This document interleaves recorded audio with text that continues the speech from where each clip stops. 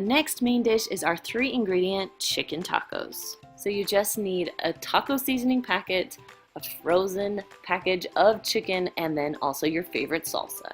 I'm going to cook it in my Instant Pot today, so we're going to put the chicken into the bottom of the Instant Pot. Now these are tenderloin, so they're a little bit smaller. You can use chicken breasts if you want to. I'm putting about 6 or 7 in there because we have to feed a family of 6. Now on top of the chicken, you're going to add your taco seasoning packet. Just dump it right on top.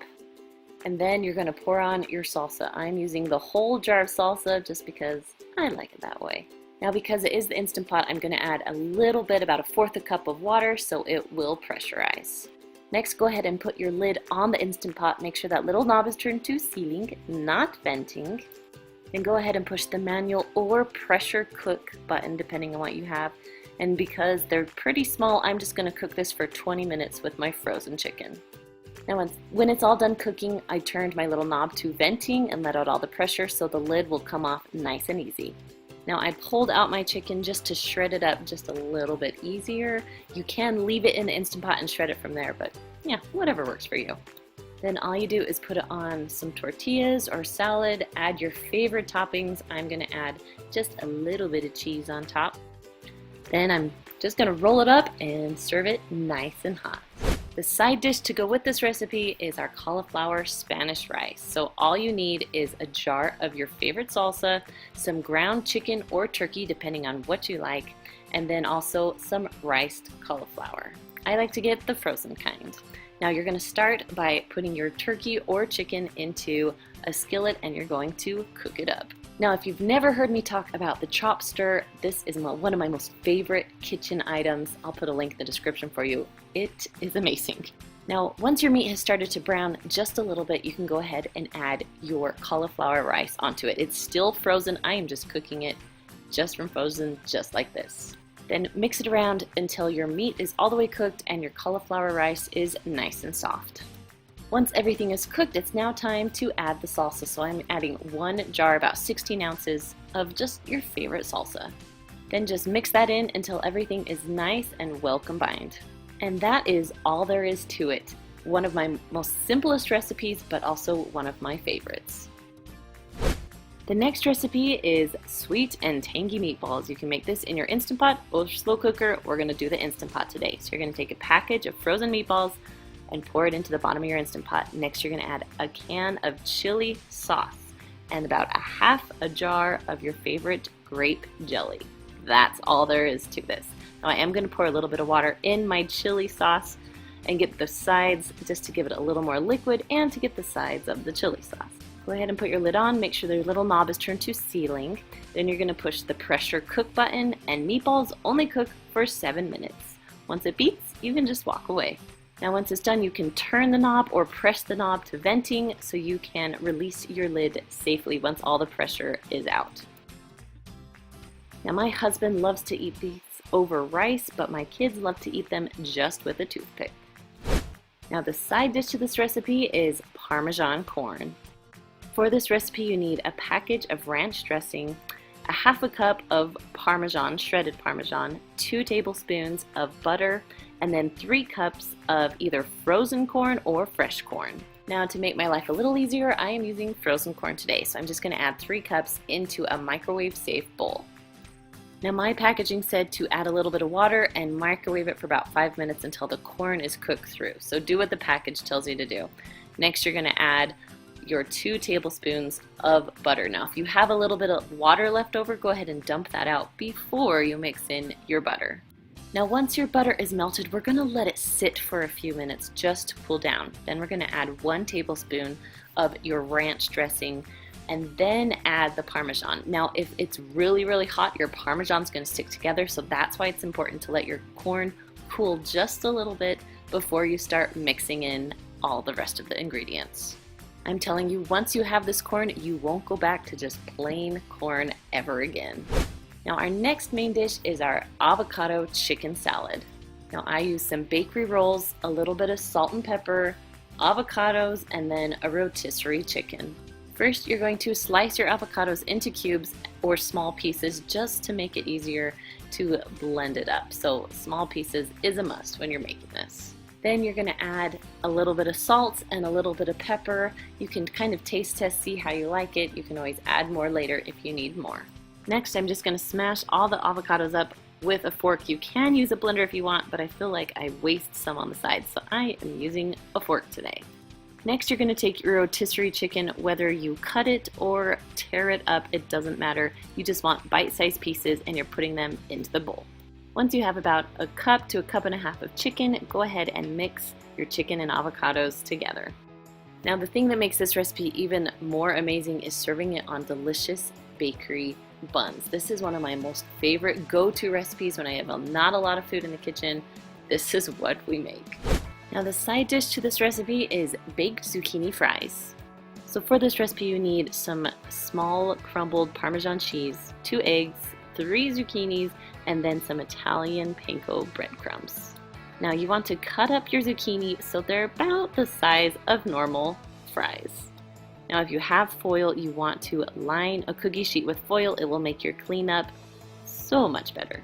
So now I need 2 containers for my mixture. So I'm using cake pans. We're going to put 2 eggs in one, mix it up really good. And in the other pan, we're going to add about a half a cup of the panko crumbs, and then about 1/4 cup of the Parmesan. Then just mix that up until it's well combined. Now it's time to put it all together. So I have my zucchini all cut up, ready to go. So you're gonna take a few pieces, I did a few pieces at one time, and just kind of mix them around in the egg mixture. Then you're just gonna put it right over into the crumbs, panko crumbs, breadcrumbs, yeah, that's what it's called. The panko and Parmesan, and then just put it right onto your cookie sheet. Then just do the same thing with all of the zucchini. And when you are all done, it is time to bake. So we are going to preheat the oven to 425 degrees. We are going to cook these for about 10 to 12 minutes until they are nice and baked. After the 10 to 12 minutes, go ahead and open it up. You're going to flip over the fries as carefully as possible, not to burn yourself, please. And then you're going to close the oven and we're going to cook them for about another 10 to 12 minutes. Then when they are all the way done, just pull them out. They should be nice and browned and they're kind of crispy, just like fries. Your kids won't even know that these are zucchini. The next recipe is our man-catching chicken, which is so funny, but you're gonna need some chicken. You're gonna need 3/4 cup of maple syrup, a half cup of Dijon mustard, and about a tablespoon of red wine vinegar. You're going to make the sauce first, so you want about half a cup of Dijon mustard. I highly suggest Dijon and not just plain yellow mustard. It just gives it a better taste. The next ingredient is maple syrup. So you're going to use 3/4 cup of maple syrup and just put it right on top of your mustard. Then you just need about 1 tablespoon of your red wine vinegar. Whisk that all together until it's well combined, and then we are ready to put it on the chicken. I took a 9x13 pan and just lined up my chicken. Then I just poured on my delicious mixture. Go ahead and preheat your oven to 425 degrees. Now because my chicken is thick, I'm going to cook about 15 minutes, then flip it over and cook another 15 minutes. If you have thick chicken, I would cook it for 20 minutes and then flip it for another 20 minutes. Now once your chicken is all the way done, go ahead and pull it out. Now after I plate the chicken, I also like to pour a little bit of the sauce on top.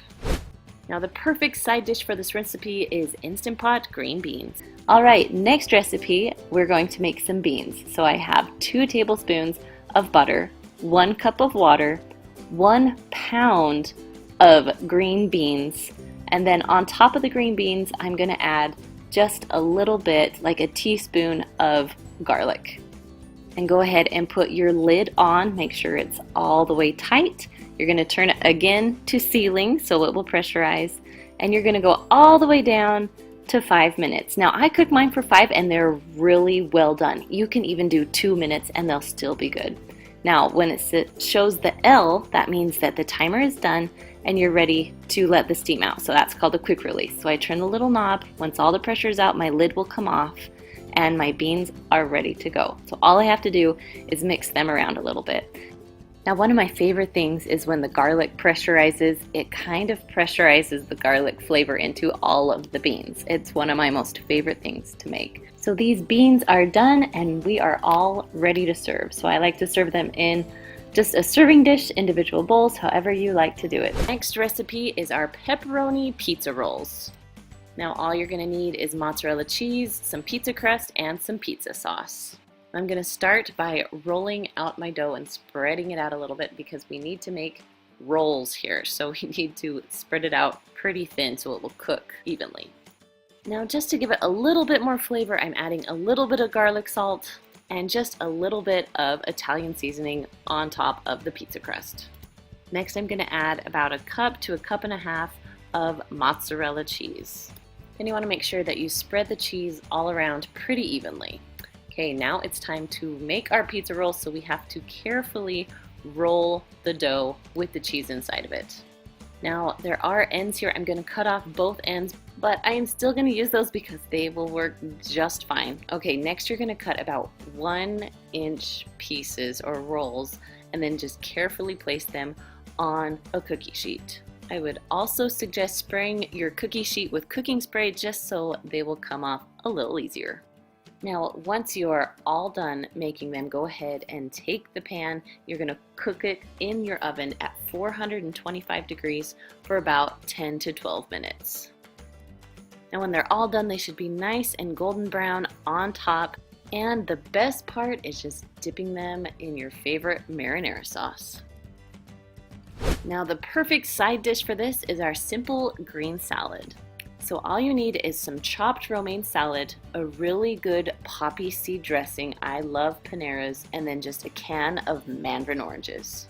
Now I like to make this with individual servings, so I add my salad, added some dressing, and then on top you're just going to add a little bit of mandarin oranges. I love that you can throw it together in literally a matter of minutes.